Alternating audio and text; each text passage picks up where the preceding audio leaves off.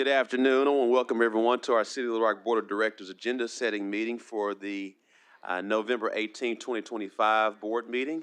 I want to welcome those that are watching and streaming online. We'll start today with our classification and compensation study with Siegel.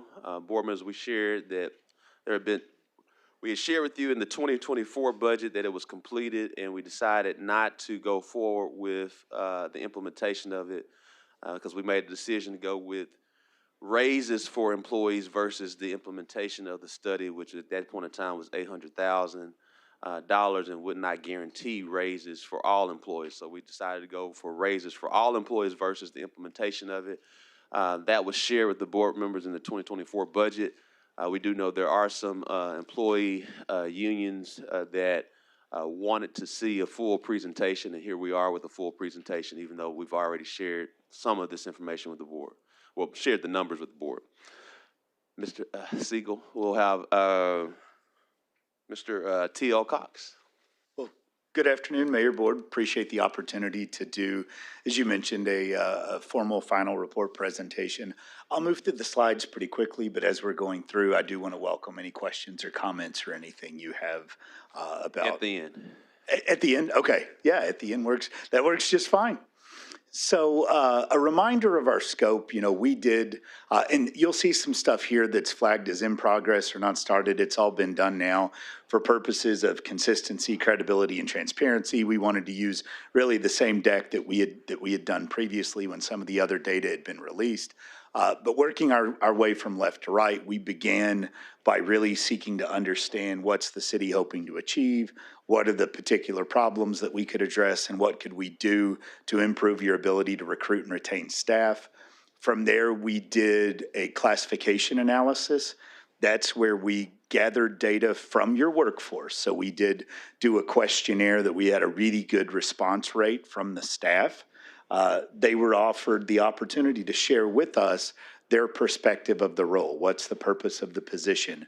What are the essential job functions and the minimum qualifications? And that core job content was then used in the next phase, which was the base salary market assessment. So the takeaway there is employees had a very real, very meaningful role to share their opinion on jobs and to really influence the development of the recommendations, which you can see there as the fourth box. Finally, the on-site presentation of the final results. So we began the project with a lot of extensive involvement from employees at all levels of the organization. So we met with the union that existed at the time. We met with department heads, and the goal was really to discuss key elements of job classification and compensation so that we could tailor our analysis, the recommendations and findings to the specific needs of the city of Little Rock. And so those meetings, that employee involvement, informed not only the internal and external comparisons, but also the creation of recommendations that the mayor just suggested that you opted to implement and across the board that would impact everyone, rather than just the recommendations that would only impact a subset of employees. So we did an internal analysis, the goal of which was really consistency and objectivity when looking at jobs across the agency. So IT, HR, finance, the zoo, very different roles, very different work environments, very different functions at the city. And the goal was then to create a systemic process that enabled us to really achieve equal pay for equal work. And so that was that internal assessment. We then gathered extensive external compensation data from organizations identified by the city. You can see those here on the screen. With the city's assistance, we had a great response rate, and we're really able to make meaningful recommendations for revised pay ranges. We also conducted private sector comparisons using the sources you see on the screen. Private companies obviously are not compelled to release their data, and so to include private sector comparisons, you rely on reputable published sources. And the Economic Research Institute, ERI, Comp Analyst, and Pay Factors are those sources that were used. We used 101 benchmark jobs. We based the matches in the analysis on that content that employees shared with us to make sure we were doing apples to apples comparisons. We then reviewed the data, identified follow-up questions so that we could make sure we had appropriate matches within those peer agencies. So 96 of those 101 jobs had sufficient market data. We looked for a minimum of 5 matches. So 96 of those 101 had at least 5 market matches. 80 of those benchmark jobs had at least 1 private sector source. So 80 of the 101, we did comparisons against both the public and private sectors. And the average number of matches across all jobs was 10. So again, a very, very robust data set on which we could base those recommendations. And before you get started, I want you to really spend some time, not spend time, but just thoroughly explain page 16, because I do know there's some folks who may have misread or misunderstood these numbers. Yes, sir, will do. So what is showing on the screen here, those peer agencies that were identified, those are in that row that says custom survey. So those are those other municipalities that we compared you against. The published data sources are the second row. That is the published private sector data that was used in those cross-sector comparisons. And then the third row is the overall market that's inclusive of both public and private, okay? So those were the different data sources. When you look under minimum, midpoint, and maximum, every job is going to be assigned to a range of pay. And that minimum is the minimum entry salary. The maximum is the top of the range. The midpoint then is the calculation between those two. So what these data points represent is how did your existing pay ranges at the minimum, at the midpoint, and at the maximum, how did those existing pay ranges compare to market? Okay. We consider market competitiveness to have a plus minus of 5. So basically 95% to 105% of market. So anything that's 95 to 105 is going to be shown in black. So you'll see against the other cities, you were at 96 and 96% of minimum and midpoint. At those data points at an aggregate level, you were market competitive. However, you were below at the maximum. But then when you consider both the published data and overall, you can see all of that data is in red. So at those data points, your existing ranges were below that 95%, which is below that corridor of competitiveness. Will you make sure you say that again, because people didn't understand it? Say Okay. it again for us. So anything below 95 is going to show up in red. Those are the data points the analysis we conducted, the data that we gathered shows that you're below market with anything there in red. The 2 data points in black were where you were market competitive, okay? So what this says, and I'll go ahead, Mayor, and go to the next slide, but I can certainly answer any questions. You know, you were below the custom, just below, but still within that corridor. The private, you were below across the board. That's what this slide represents. But when you look by benchmark job, this is really the data that tells the story. So 50 of those 101 jobs were below market, okay? 34 were market competitive, 12 were above, 5 there were insufficient data. So what this slide represents, and I'm going to go back to the slide that looks a little confusing, what that detailed data really shows is a couple of things. One, you've done a reasonably good job of maintaining your salary ranges, okay? So that's one thing you can feel really good about. You've done a reasonably good job of maintaining those ranges. But when you see this by job data, the reality is the market moves at different paces for different jobs. Some jobs are going to move more aggressively in the market than others. And so what this slide represents is, although you've done a reasonably good job maintaining the ranges, you do have some changes that would position you more in alignment with market and that would enable you to be more responsive to some of those changes, okay? So we provided a variety of charts. I don't want to go through them necessarily here, but this is a chart that shows how you compare to each individual benchmark organization or peer. We have a chart that shows how each department compared to market. and how each job family compared to market. So a lot of, relative data points. Again, this just shows that different movement at different paces.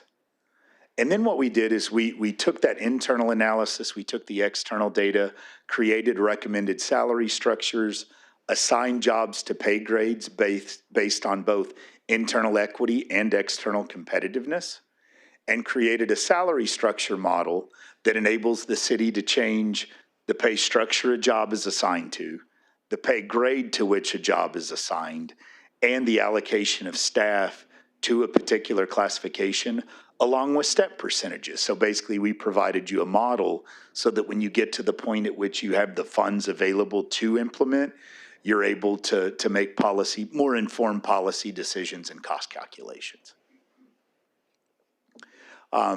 There's a slide on leadership feedback. I don't think we necessarily need to go in there. And then we provided some guidelines or recommendations for how you might be able to effectively implement this study. So really, that's the conclusion of the presentation. I know the mayor said, questions at the end. So certainly, yes, Thank sir. you so much, Mr. Cox. And again, board members, one of the things that we want to continue to stress, we stressed this in 24. When you have an implementation, at that time, it was 800,000. It could be $1 million, $1.1 million today. That means that we increase our budget by that amount because we're increasing the pay ranges. That does not mean that those individuals in those pay ranges get a raise. And so that's the reason why we made the decision to give everyone a raise in 24 versus increasing our budget to have the ranges, even though we probably wouldn't have been able to give those raises. That's correct. So that's the reason why.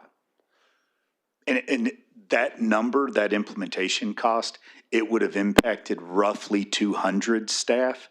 So that costing figure, Mayor, you were talking about, that was limited to only a subset of those employees. That's exactly right. And so we made a decision to positively impact 2,300 employees versus 200 because we have 2,500. So that was the reason why we didn't implement that. We wanted to make certain majority of the employees got raises versus a few. And then secondly, again, I'm glad they've been able to share that we vastly have below market rates compared to our municipal peers and compared to both municipal and public.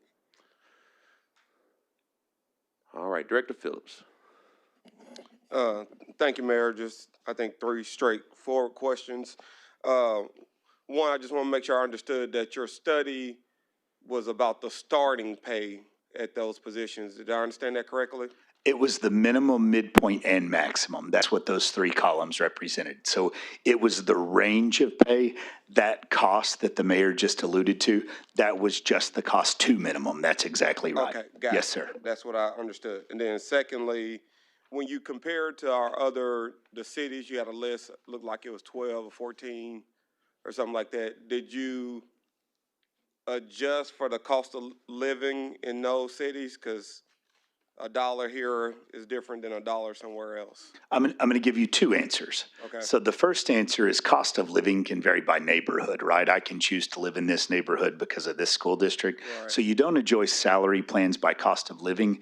You do, however, adjust them by cost of labor. So we did do cost of labor, which is what achieves exactly what you just talked about, making sure it's the value of $1 in one area versus the other. And so that was adjusted. That's absolutely right. Okay, that's what I needed. And Mayor, I understand that's what we did in 2024 to touch more employees with the raise. Do we expect something similar for? It's my goal to make certain that every employee, subject to the city board's vote, of course, and I'm sure you all want this as well, to make sure every employee gets a raise. If we ever get to a bountiful plentifulness, that we can increase the budget and doesn't impact the employee raises, we will do that. But at this point, I don't see, Nick, it's not possible, right? Nick says it's not possible. So. Yeah, I just wanted to make sure that the goal, I know we still got to vote on the budget. Yeah, the goal is to get everyone a raise. Okay, that's what I want to hear. No matter, full stop, period. Okay, thank you, Mayor. And thank you for your presentation. My pleasure. Director Adcock. Is copies available of this for the board members? It is, yes, ma'am. Okay, I would like to have a copy of it, please. You got Thank you. Director Adcock. Oh, okay. It's right there. Good, we've got one. I thought so, but I didn't want to assume. Well, it was here with this other stuff. Thank you very much. You're very welcome, ma'am. Director Computers. Thank you for your report. Can you give us an idea about the difficulty of hiring at our range at this point in time? I don't know that it would be appropriate for me to answer that since I'm not here on a day-to-day basis. But that said, that slide the mayor wanted me to focus on, if your minimums are that far below market, the reality is as you're trying to hire staff or even get people interested in applying for a job, if you've got a range that's not reflective of what a comparable range would be in another organization, you're not as likely to even get applicants for that position. So I think I can speak to that to a high level, but day to day, since I'm not here, I don't know that it would be appropriate to say this is how you're experiencing difficulty, if that makes sense. Director Computers, I give you some, and it's public knowledge. So I'm not gonna. He may blush, he may not blush, but I'll give you an example with Nick Sarpy. Nick Sarpy, first and foremost, it took us a search firm twice over to find Nick to replace Sarah Linehan, who had been here 13 to 15 years as our CFO. Nick's salary was, as a deputy CFO in Kansas City, was more than 80% of the department directors at our city. Why do I say that? As we've had to hire our department directors at a higher rate that we've seen, just because we've had a long tenure of employees, but the market has changed so much that it takes you quite some time to get different individuals for those specialized positions. So we have to be very nimble, utilizing our stewardship as well from that process, but that's just the market right now. In the public sector, not just, because you got to think, a CFO managing $331 million in the private sector is probably making at least $2 million or maybe $5 million in salary. Nick, you're not going to the private sector, are you? Anything else, Director? Vice Mayor Wyatt? Thank you, Mayor.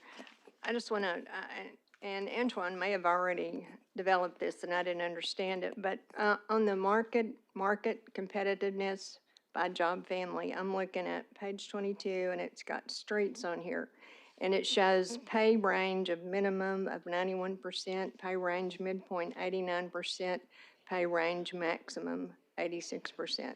So does that 91% represent what people are actually making, or does that represent what their salaries could be based on whatever step they're in? So those specific numbers are the minimum, midpoint, and maximum of the range to which the benchmark jobs in that family were assigned. Okay, so it doesn't actually represent dollars, it just Correct. represents the possibility if you get to this step, you can make this, this, this, and this. Or at minimum, which would be that starting salary, right? right, Yes, ma'am. right. That's exactly Okay, right. Antoine may have asked that, but I had to ask it No in a different problem. way. My goal is clarity, no Yeah, problem at I all. wanted some more clarity on that. So for instance, the streets, 91% pay range minimum. So that represents that the way the salaries are today, then they're red, which is 91% of the overall market average, but it's based on what their step raises could be if they achieved those steps. Or at minimum, it would just be the range minimum of the job that it's assigned to. Right, okay. So it's not actual dollars, it's what it could be. Okay. Yes, that is a roundabout way of saying it. But for clarity, I do want to say it's also the earning potential for an incumbent in that job Right, classification. Yes, Okay, I've got it. Thank you. you're very welcome. Director Hines? Thanks. So, in your study, was it just straight salary, or do you factor in benefits and differences, or was this just a straight look at? Our salary? scope was limited to base salary only, Okay, so we were not so asked that to do total doesn't, we comp. don't get any discount or benefit if we've got better health insurance, better retirement, none of those things factor. This is just straight salary. That's correct. Our scope was base pay. All right, thank you. You're very welcome. That's a good question. Director Miller? Thank you, Mayor, and thank you for this report. I'm gonna have to take some time to really take a look at it. So I probably have some more questions maybe later. But Mayor, what date range was this study done? Again, I mean, what? I can answer. Yeah, So the market data itself was collected in March of 2024, and it was compared to your ranges at the time in March of 2024. So yes, there's likely been some movement in the market since then, if that's where you're headed. Yes. So I guess one of the other things is that we've never had a study like this done before, because I'm wondering, where do we get behind, or were we always behind? Or is there any type of historical perspective that I can get on this? We had never had the study done before. We had received a lot of feedback, and quite frankly, we had started sensing the market when we started replacing some of our department directors, quite frankly. And when we were dealing with some of our search firms and just figuring out, because at a period of time, all the department directors receive a leadership bump to get everyone in place. So for instance, you can't bring someone like a Nick in, and then the existing folks who are our department directors, we had to give everybody else a bump up as well from that standpoint. But to answer your question, no, we've never had a compensation study done, unless Ms. Pam, you may. We've had one before. Okay. It's been about 30+ years ago. 30, okay. And I'll tell you, In recent memory. most agencies do it every 5 to 7, so you may not want to hear that, but they're certainly done more regularly than every 30 years. Yeah. Well, So we haven't had one in 30 years, stand corrected. Well, I appreciate that, and that may be something as a policy we may be looking at doing going forward, to have a more regular type of compensation study done.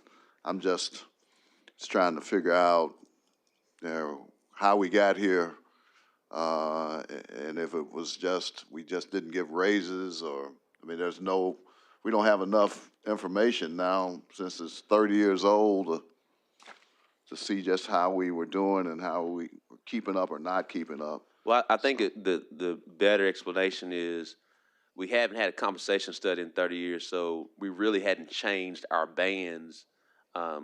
We have here Our and there. salary range has been the same for 30 years? Yes, sir. Give or take. Is Every that- now and then, each. Hey, Pam, how about you come up here? How about you come up? Yeah, that doesn't seem like that would. Yeah. I mean, we got to have, Correct. I mean, but the salary plan. Actually, historically, what we've done is we've adjusted the salary ranges. Can you hear me now? Yes. Okay, historically, we've adjusted our salary ranges at the same pace as the increases. For example, if we get a 1.7% increase, we adjust the ranges 1.7%. So the salary ranges change every year? For the most part, yes. Because if we get a raise, then the salary ranges change. Right, but we do it at the same rate, at the same pace. In some organizations, when you adjust the ranges, if you get a 1.7% increase based on the consumer price index, you may adjust your ranges by 3%. But we haven't done that historically. So what have we done historically? We adjust our ranges at the same rate as our increases. If you get a 1% increase, we adjust the ranges 1%. Or 3%, or whatever that looks like. The ranges are in pace with that. So it starts with the minimum and changes the midpoint and changes the maximum. But we haven't done a structural change, because all we've done, we've set some ranges at a period in time, 30, 40 years ago, and as raises happen, those ranges expand. That's why when I always say, all we're doing is expanding the ranges, we couldn't do that from a budget perspective, so. Okay. Essentially what we need to do, long-term, That's the reason why we got the compensation study. And as we receive more funds, what we need to do is a reconstructive pay range for all employees based off of this compensation. Essentially, we need to implement the compensation study long-term. That's another conversation. Director Hines?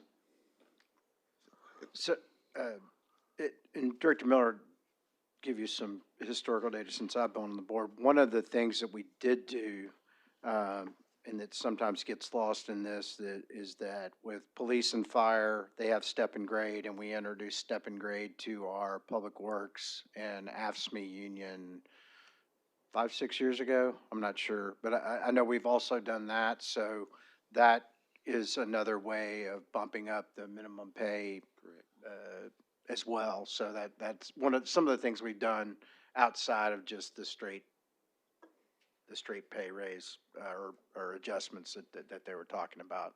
I know that's one change we made with the AFSCME non-uniform union was to go to step and grade for them as well. So let me ask you, when I look at, say, legal on this, because I understand we have a tough time hiring attorneys because they can go to the private sector and make much more on that. So how do I read this thing? Is that on page 22, legal what? Could I ask you to reshare the deck so that I'm not speaking out of turn here? You mean page 21? 21. Yeah.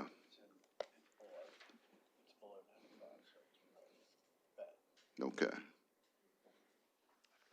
So essentially what that reads is, So I think you're looking by job family, right? Not by department. Well, this is by department. I don't see it in job. That's what I said. I don't see legal. I see city attorney. Well, Well- family, it's under legal. That's what I wanted to make sure we were looking at the same So city slide. attorney on page 22 is the same. 91, 89, 83. Is the same as legal on, so page 21 says city attorney, and then page 22 says legal, that's the same thing. Well, it might be. Let me, Okay. All well, right, and let me got it. clarify too. Gotcha. Yeah, we group jobs by families. You may have had jobs in a job family that span multiple departments. So you may see some slight variations in those numbers. Okay, Okay? like I said, but got it. essentially our city attorney is below market rate. That the jobs in that department, yes. Tom, The are you jobs in agreeing? that department. Tom, did you agree? I didn't say it. Okay, well, thanks, Mayor. Thank you. Thank you. I was trying to help you out, city attorney. Director Computers? I look at these numbers and 95 is the cutoff, right? Yes, for market competitiveness, that corridor. But when I look at these numbers, is there a way of saying that if you're in communications and you're 75% of the maximum compared to administrative staff at 91%, are you able to grade how much more difficult it is to retain and hire people based on how much further you're below your 95% cutoff? I don't feel it would be appropriate for me to quantify that, but As a general rule, this is what you do for a living. Is if you're at 94, it would seem to be that you would have an easier time bringing someone in with our health insurance and everything else than if you're at 75. you have other policies that determine what you can make as a starting salary offer here. You have equity scores and such that are used by HR, but at a macro level, yes, it theoretically should be easier at 94 than it is at 75. So Director Computers, a better way to explain it, just maybe be helpful to you. At more than likely, and Sheridan will nod her head, our administrative support team system-wide sometimes tend to make more than our 911 communications folks.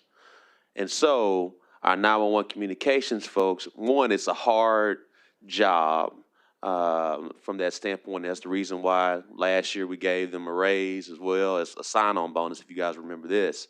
But it's also because of the nature of the job, at least we haven't seen this, so we don't want to speak it into existence, but at least the last 2 years, we've been keeping them, whereas there's been a greater ratio of turnover of emergency communications team members just because of the nature of the job. And then the other question is, I looked at this again. There are some groups, and I'm not picking, this is your data, that we're doing great in. I mean, Public Works and Purchasing, we're well above. You're within the corridor of competitiveness for those two job families. Absolutely People are right. beating our doors down to get in here, it looks like. I'm just I mean, we ought to be able to stand up with anybody at those scores. Yes, you should be able to at least attract quality applicants. So when you talk about pay equity, do you talk about taking one group that's lower, or do you take everybody and look at it? Was rising tide bring all boats up, or do you find the boats that need to have a little bit more water on them? I'm going to restate your question because we were not hired to do a pay equity analysis. I want to make that abundantly clear. When you're talking about competitiveness with the market, those recommendations that we developed, for example, for jobs in Public Works, the range that we proposed, other than some structural changes, for example, the mayor alluded to, there might not have been a hugely material change for those jobs that were market competitive, but there would have been for jobs that were much further below. So Director Computers, as you looked at Public Works, so there's a different way to look at it. Public Works, if you all remember last 2 or 3 years, we had a CDL driver's crunch. And so we said we were going to increase the dollar amount. I believe we went to a minimum of 18, and we were leading the market at that time 2 or 3 years ago. We may still be leading the market. And so that's Public Works. We increased there to be competitive because we're really not competing for CDL drivers amongst cities in the area. We're competing for CDL drivers with the private sector. So we had to increase their salaries, whereas streets aren't necessarily, they don't have CDLs from that standpoint, but even with the streets, you see they're not far off from being market competitive. So there's a lot of things that go into place when you're looking at that. Well, then I'll ask you a question, okay? Number one, as you come back with recommendations, are you going to come back with recommendations on the areas that need the most shoring up and the most critical? No, and the reason why, because the areas that I think what we're going back to again, I have the dilemma, Chief Hubbard and I have the dilemma of, do we impact majority of the team members or a select few? And I agree with you, but when I started, after my first set of questions, I looked at this, and there's some real disparity in how well we're doing at the maximum pay range. Well, actually, when you really think about it, it's not as disparate as you think. We're talking about 200 employees out of 2,500. That's how we look at it from the macro. We got to take care of 2,500 employees, and so we rather increase. Unfortunately, what Ms. Rather shared, we're increasing our pay ranges each year when we give a raise. And so there's a difference between earned income and potential earned income. This compensation study is all about the potential, not about what's going to actually happen. Yeah. And so that's the reason why until we see an influx in our budget, and I give, this is not a negative or a positive when I say this.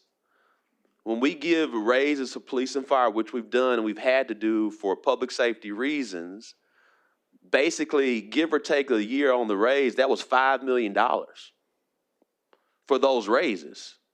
If we didn't give raises to police and fire, we could have easily implemented the compensation study and increase other people's salaries too.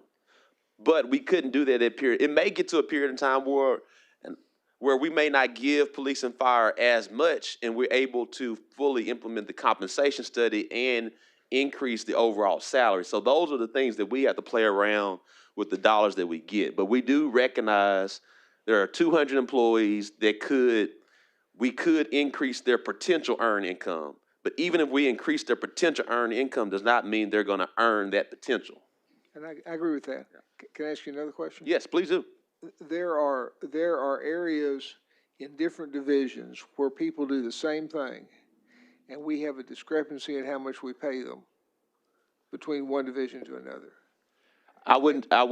That's actually probably a generic, just because some people have the same titles don't mean they do the same thing or the same workload. I wouldn't say that. Well, if I can bring some examples to you later. Please do. But I mean, what's happened is we're competing against ourselves. We're having people transfer from one division. That's true. That is, sometimes that's true. Yeah. And that's not healthy for this organization either. No, I totally agree, but we also can't tell an employee, and many times not just solely, but there may be an individual, take Tabitha. Tabitha was in finance and for quite some time, and Tabitha decided to become city clerk. You don't tell someone. Oh, no, I mean, but if you're a widget maker here and a widget maker there, the widget makers in two different departments should be paying the same amount to me. We have to look at that. I wouldn't. We have to take that on a case by case basis. I wouldn't Okay, necessarily. I'll talk to you about it. All right, Mr. Cox. Thank you. Oh, I'm sorry. Hold on. Director Webb, then Director Miller. Thank you, Mayor. And now I've lost the particular page, but on, I think on one of those where it has by department, it says multiple. And then where it's got, on the next page where it's got by job family, it has community development. And I didn't see community programs anywhere. And I wondered if we have community programs, that department. So I heard two questions in there. So the first, I want to address this multiple. When we identified benchmark jobs, you have some job classifications that appeared in more than one department: office specialist, administrative assistant, things like that. I believe at the time you had a job title of leader that was in multiple departments.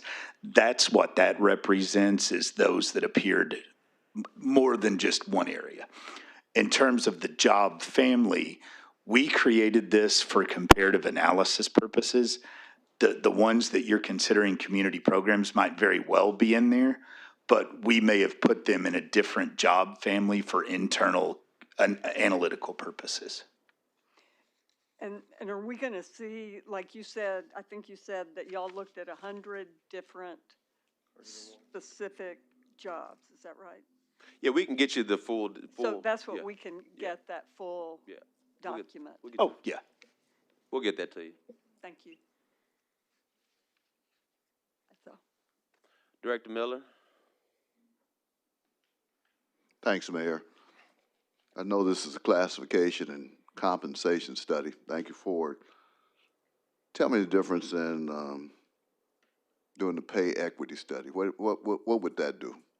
At a very high level, pay equity analysis looks at how you've made pay decisions. Are there differences among protected classes, male, female, ethnicity, that kind of thing. It's a very statistically driven analysis of what individuals themselves are being paid in relation to one another.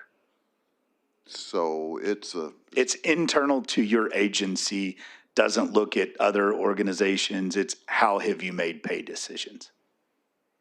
Oh, okay.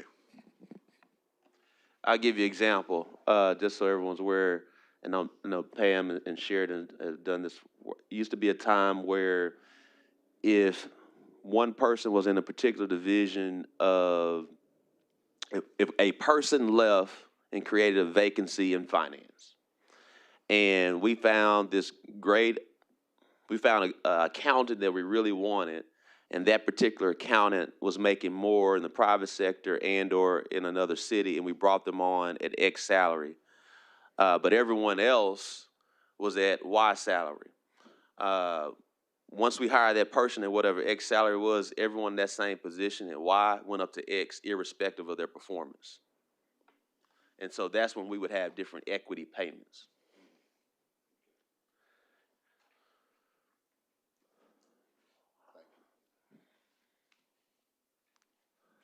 Aren't you proud of Ms. Sheridan and Pam, how much y'all taught me?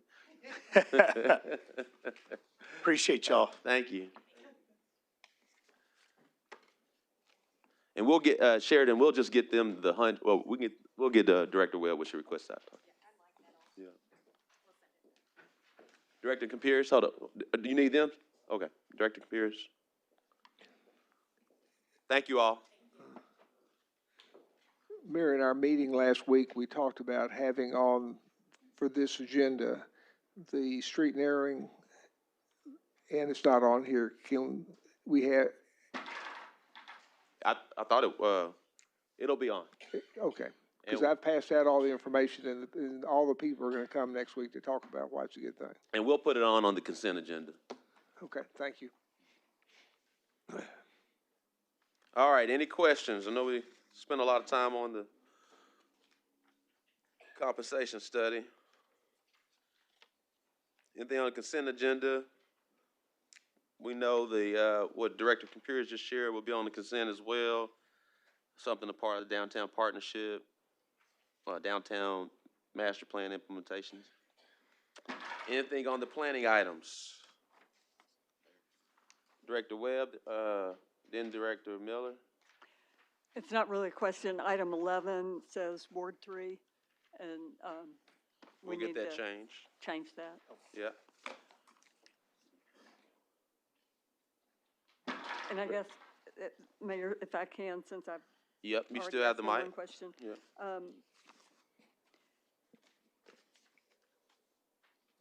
Now,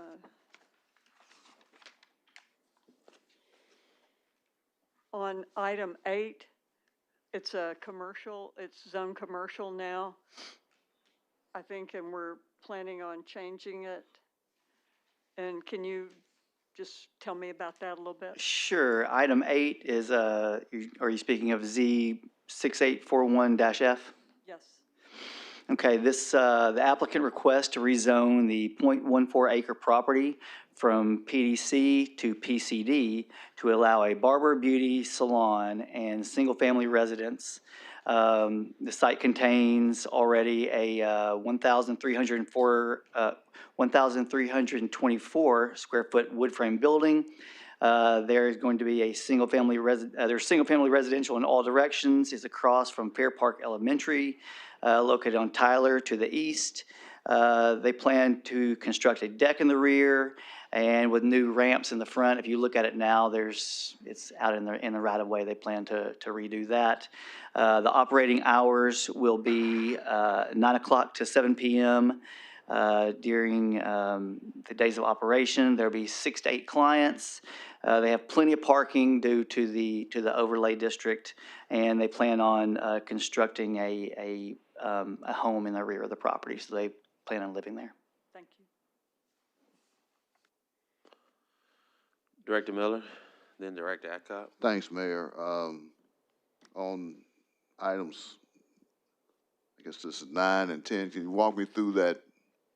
Sorry, I really hadn't had a chance to really study this, but I'm. Sure. On item 9, that is Z10150, the applicant request to rezone the .32 acre property from R4 to PDR to allow a 6-unit residential development. This is located in Ward 1. The site is currently undeveloped and contains mature trees throughout the property. There's a mixture of zoning and all around the area. The access to the development will be from Marshall. There will be a 790 square foot central landscape courtyard, shared community amenities.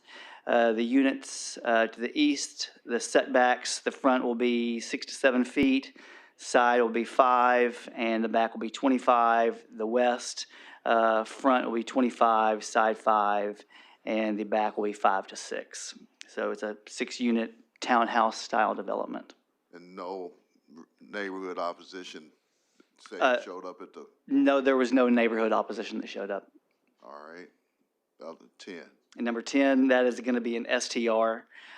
So the applicant requests to rezone the .29 acre property from R4 to PCD to allow a short-term rental. The property is occupied by a 1,600 square foot 1-story home. It sits on the east side of a cul-de-sac, has a detached parking garage and a driveway for 2 additional cars. No enforcement, no police reports have been made, and has been operating since April of 2025, and no neighborhood opposition. So when we take a look at these, do you also in your analysis see how many other STRs, if any, are within a certain range? Yes, sir, we do. And what we find is most of the STRs that we have in the city are in, primarily in Ward 3, and then secondly in Ward 1. Okay. So when you look at these, you kind of look, I mean, I'm talking about specifically for. Yes, sir, we do look at density. Okay, all right, thank you. Director Adcock? Item 13 and item 14.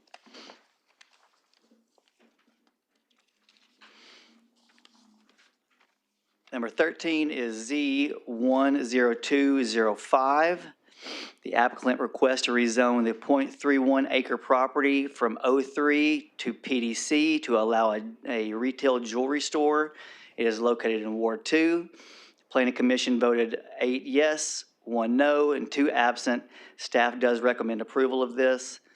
The applicant is also requesting to use O3 permitted uses as alternative uses to the property. The existing building, if it has not been demolished already, it will be demolished. They plan on constructing a new 4,200 square foot building there. There's a mix of uses in all directions. The land use is office mixed commercial, and there is residential in the area. And the drive will be from Geyer Springs. So they're wanting to make it into a jewelry store. What was the one opponent, one the opposition? That was one of the planning commissioners. He pulled it off to ask more questions about it. Okay, but there was no residents? No, ma'am. present? Okay. Item 14. Item 14, that is Z10207. The applicant requests to rezone the .22 acre property from C3 to PCD to allow a used car dealership and office for a construction company. Is located in Ward 7. Can we see the map on that, please?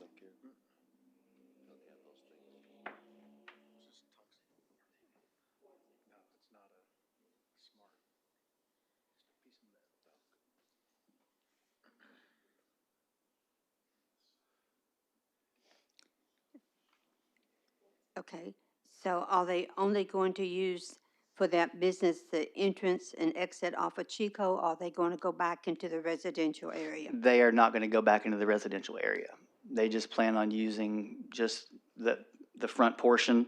Therefore, both the used car dealership and the construction company. So there will not be a exit and entrance behind No, ma'am, there will into not. the neighborhood? No, ma'am, of course not. Because at the person I talked to, there was some thought that they was going to go behind the neighborhood with the used cars going in and out. That's not how we understand that. Is there going to be any auto repairs going No. back towards the back? No, ma'am. Okay, it's strictly sales. Yep, strictly sales and office use. Okay. What we're running on University is so many of those car lots, selling cars. Now they're having all their junk back, where the residents are having to look at all the junk behind those businesses. So this does not have any entrance or exit into the neighborhood and no repairs in the back. That's correct. Okay, thank you. Vice Mayor Wyatt? Thank you, Mayor. My questions were on number 14. I'd like to hold that one separate. I think there's going to be some opposition on that. But I also have an item that I want to give notice on that I'm going to bring up on Tuesday. It's to rescind number 16839, which was appointing a person to the Pecan Lake Municipal Recreational Improvement District. There were some fatal flaws that were made in the submission and also the review. And so the matter that we approved is not acceptable, and so we need to rescind that. And that's what I'll do on Tuesday. As a result of that notice, it will take 6 votes to rescind. So there'll be a vote on Tuesday. Tuesday to rescind. Right, to rescind. Director Phillips? Thank you, Mayor, and I'll just say quickly to Director Warwick's point. So next week, Tom, will you be prepared to educate us on what those fatal flaws were before Yes. we vote? Okay, thank you. Excuse me? Okay, go ahead. Thank you. I know that Director Warwick and I talked to a number of the constituents last week about this after the meeting, but just want to completeness. Yeah. It was So Kim calling basic, you, right? It was Kim, right? Call so you. basically, Mr. Mayor, what had happened is that what had been submitted to fill the vacancy was a petition. And what state law specifically states as it relates to improvement districts, that that method is only appropriate if the vacancy being filled is as a result of someone no longer living in that district. And so we did not receive any evidence that that was the rationale behind the filling of the vacancy. So if you have any other reason, such as, you have a commissioner that no longer wants to serve, or they, have term limited out, or some other reason other than they're no longer a resident of the district, then there is a totally separate statutory process that must be implemented. And it requires, based on a new state law that went into effect of March of 2025, based on the 2025 legislature, you have to give notice no less than 10 days and no more than 30 days. The matter to appoint must be specifically put on the agenda. It has to be sent to all residents of that improvement district, and we must have some record, either through meeting minutes, a recording of the minute that not only was, that satisfied, but also that they held a public hearing to allow residents to comment on it. So we had no evidence that it was properly noticed within the state statutory timeframe, that residents had been allowed to speak on the matter at the improvement district. So there were just a lot of flaws that, again, state law is very specific, that if you don't do all of those things, and then also when you bring forward the name that at the end of the meeting, that the term must be for 5 years. So what appeared before you all for consideration did not even meet that requirement. So there were just, as we went through, based on just different citizens that were concerned that all of those steps had not been followed. And the more I delved into it, I didn't feel that confident that what you all voted on was not defective. And so I have actually been inspired by this situation. Our office actually talked about, we're going to do a webinar for all improvement districts so that they will learn about, proper notice based on this new law, about Robert's Rules of Order, about FOIA, and just some baseline information that everyone really needs to know in these citizen-run, boards and commissions. And so, and we also provided them kind of a step-by-step as to if the person has resigned or no longer lives, then in the district, you can do the petition route, and these are all the things you must have in the petition. Otherwise, full stop, don't go down the petition route. You have option B, and then all of the statutory requirements for option B. So if we vote to rescind, this just clears the deck for them to follow one of those pathways to find the replacement for the improvement district. Absolutely. Okay. One of the things that happened is you had a comment last week asking about the appointment, and then a question by the person who was serving at the time, why she was not reappointed. So that brought all of this to a head. Yeah, I understand. I was involved in those conversations, so I know everyone else wasn't, so I just wanted to make sure that we were all on the same page to get this right. So appreciate your work Sure. to get us there. Yeah, and my look forward pleasure. To the vote next week. Mayor, if I could, I had a couple questions for Brad as well. Yes, sir. And this is related to number 13 and then number 16, but just generally as it relates to number 16. But number 13, I noticed it's listed as a jewelry store. Yes, sir. Based on definitions, is a pawn store a jewelry store? You know, we had a lot of discussion about that, about whether it was going to be a pawn shop, and we talked to the applicant, and it is going to be a jewelry store. So they're not So going to be. what definitional distinction did we make to make sure that the jewelry store will not be a pawn shop? Well, we made the applicant say it was going to be a jewelry store and not a pawn shop, but I guess the distinction would be jewelry store would sell strictly jewels, pawn shop would sell some jewels and maybe like a PlayStation 4. Okay, but at this jewelry store, you could sell your jewelry to the store and then someone else can come buy the jewelry later, just like a pawn shop? I don't, In a pawn shop, you have to have certain requirements for registration under state statute, and you don't have to have that for a jewelry store. Okay, I just don't want to make sure that, I know the folks out in Ward 2, they don't like pawn shops. right, and that was the first thing that I thought of when Okay. we saw this application is I said, is this going to be a pawn shop? And so that we chased that down to Okay. the answer.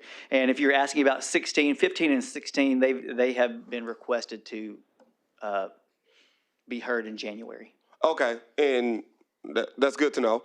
But just as a big picture question, I know I was reading the write-up about it, and I noticed a big area of land, and it looks like they were designating certain acreage to a certain zoning designation. Correct. Can you do that at any level, or is there a acreage requirement for you to be able to designate part office, part C2, part C3? No, sir, there's no size requirement for that. The open space, I think, in this one in particular represents the floodplain. Okay. But you could do it if it was a 10 acre, you could do 7 acres, one thing, half an acre, another thing, assuming, obviously got to get approved by the planning commission and us, but based on our rules, the applicant has the authority to do that. Yes, sir. Okay, I just wanted to have clarity on that. Thank you, Brad. Yes, sir. That's all I have, Mayor. Thank you, Director Phillips. Director Adcock? Mayor, I have one more question on 14. Are they going to be allowed to keep that construction equipment in the back of that location next to the neighborhood? I don't believe so, but any commercial development would have to be screened from residential anyway. So I don't believe, I believe there's some conditions that are laid out in the staff report, and I believe one of them is you can't. Well, I know the neighborhood was concerned, and I noticed here you've got an office for the construction company. So has that already been addressed, that equipment will not be stored on that property? Yes, ma'am. Anything that's related to the construction company will have to be like if it's a truck or if it's a piece of equipment, it'll have to be put indoors somewhere. Okay, so the office is an enclosed office. The office is an enclosed office, but if they have anything else, it can't be a lay down yard or something like that. Thank you.